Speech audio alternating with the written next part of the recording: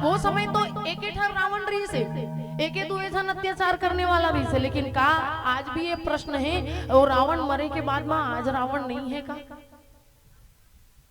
यह है बिटाल में ये पीला मन काला जानी है। अभी एक कन बाढ़ दे रावण के संख्या में ही मन गिनती आ जाही। अभी राम बने हैं पीला पांडु रहते लइका मतलब भगवान बाढ़ते तहान बताओ ना, वाकई में बच्चा रहते ना तब तक वो अच्छा काबर लागते, मासूमियत काबर लागते, काबर की ओकर अंदर में अच्छाईपन है, काकरो प्रति अवगुण नहीं है, काकरो प्रति कोई बुराई नहीं सोचे। लेकिन आदमी मन जैसे जैसे बाढ़ जाते तो खाचा खने चालू हो जाते, गड्ढा खने चालू कर देते आदमी मन।